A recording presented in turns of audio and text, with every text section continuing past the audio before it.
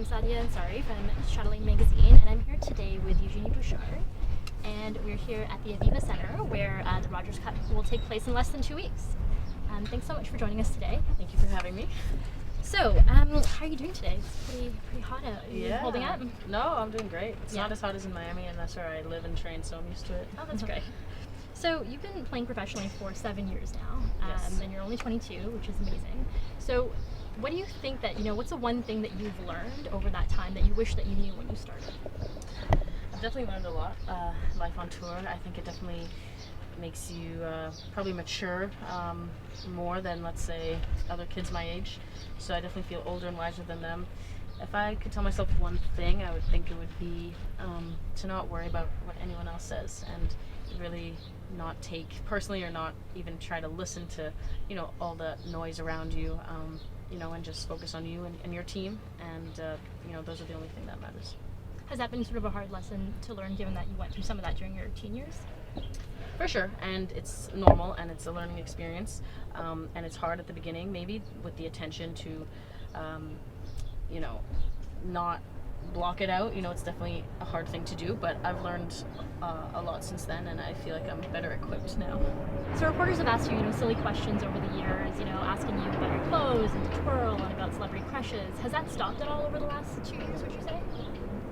I've gotten a couple of those questions, not too many, but I don't really mind it so much because for me, often we get asked the same question over and over again, and it's really boring. And I'm answering the same thing, and I would be bored to listen to myself. So I think it's interesting to ask different questions, as long as they ask the guys and the girls the same type of question, and kind of make it equal in that way. Then I'm totally fine with it. Is there anything that you wish reporters ask you that they never ask you?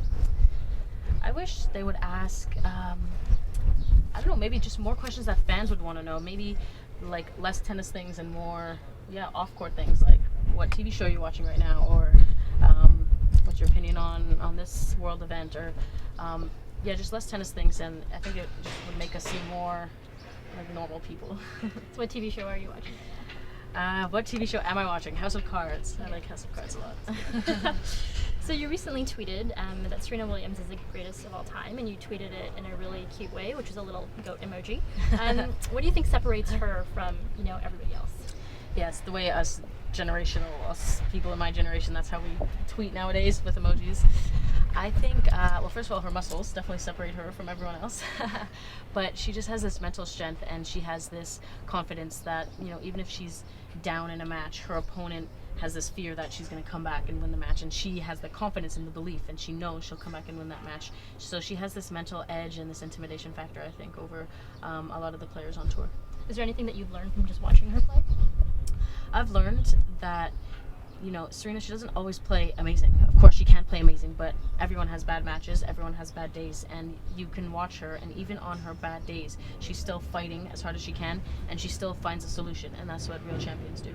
And how do you deal with, if you feel like you're having a bad day or a bad match, how do you try to get through that? I try to tell myself while I'm on the court, if it's not going well, that I can't expect things to go perfectly. I am a perfectionist, but I will make mistakes on the court, and that I can still win the match even if I'm not playing 100%. No one ever really plays amazing every single match, even the great ones. So I tell myself, look, I have to try to find a way, even if, let's say, my forehand feels off or my backhand feels off, and it's it just gets you thinking a bit more and makes you problem solve. And now for more of a fun question.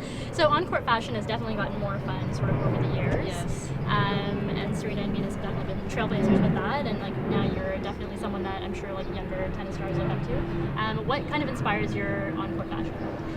I love the fact that tennis is an individual sport, and we don't have to wear a jersey on the court with a number. It's our own outfit, and with Nike, we've really been thinking about doing different things and incorporating street fashion onto the court, and I think that's so exciting. If you look at Serena from this year at the Australian Open, she had a crop top and like a high-waisted skirt, and it's just incorporating these fashion trends on the court, I think, is so cool, and it makes it the kind of athleisure type of look, and it's almost something you could wear normally.